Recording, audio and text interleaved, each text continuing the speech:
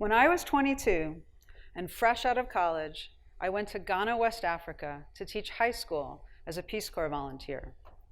I would teach on the weekdays, and then on the weekends, I would ride my bike to neighboring villages to practice the local language.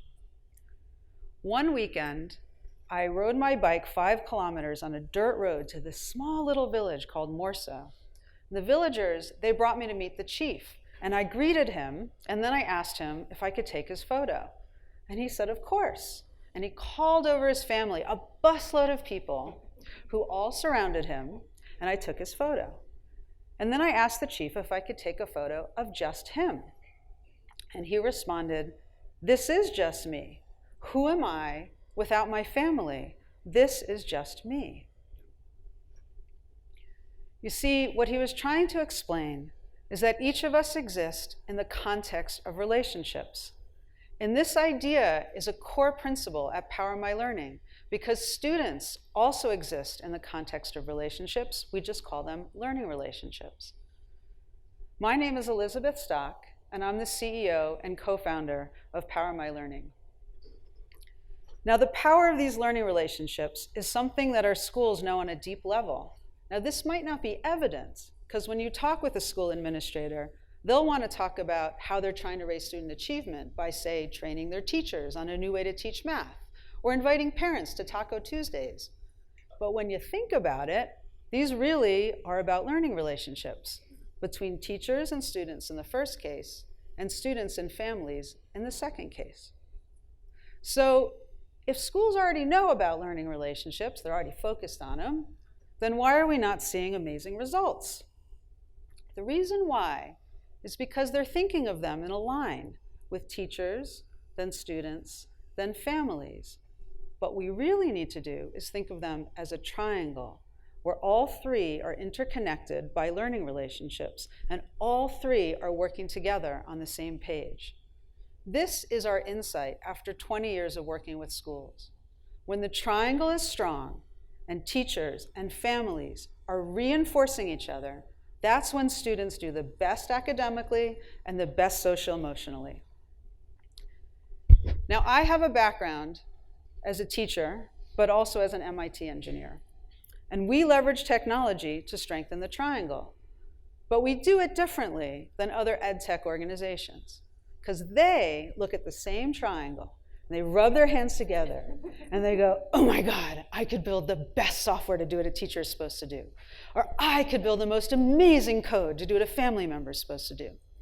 And at PowerMyLearning, we think that that's a grave mistake, because what it does is it pushes the teachers and the families out of the triangle and replaces them with screens. Instead, what we do is we bring technology in to strengthen the learning relationships that are on the sides of the triangle. Now, that might sound like a small nuance, but it actually has major implications. Now, we recently launched something called Family Playlists, which is a new type of homework. When a teacher assigns a family playlist, a family member will receive a text message and can open it up in their phone in the language of choice. And the next 3 steps all reinforce the learning relationships in the triangle. Step 1, the student to family relationship. So students and their parents, or it could be another family member, an adult in the household, they'll do a fun activity together, like say building a molecule with gummies and toothpicks.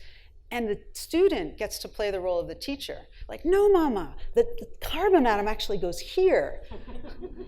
And that's on purpose, because what it's doing is leveraging the learning science behind the adage that you don't really know something until you can teach it. Step 2, the family to teacher relationship. So the family can now take a photograph, the parent can take a photograph of what they've done together and send it to the teacher along with feedback. Like, we struggled a little bit understanding carbon chains. And the teacher can respond saying, I'm on it, not a problem. And don't worry, I struggled too with carbon chains when I first learned it. Step 3, the teacher to student relationship. The teacher now has this rich information that she or he can use to really motivate students, particularly when they're stuck. So I heard your mom, she said that you guys were struggling a little bit with carbon chains. And I think it is so cool that your mom is so involved in your education, and I've thought of a new way to teach it to you. We recently analyzed the impact of family playlists, and we saw statistically significant gains equivalent to 4 months of additional learning.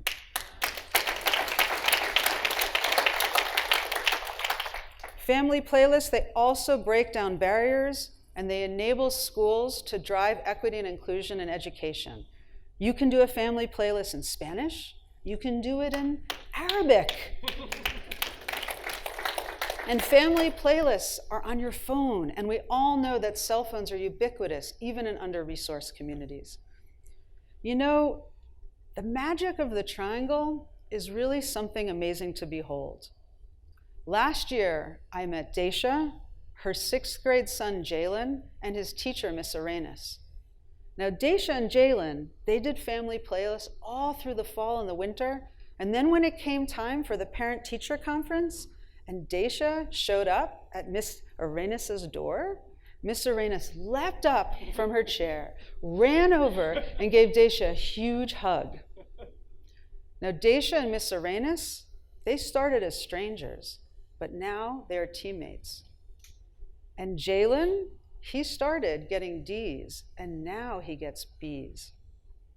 This is the power of the triangle, and we have thousands of stories that are just like it. But why stop at thousands? At PowerMyLearning, we want to bring the power of the triangle to students all across the country, and I hope you will join with me. Thank you.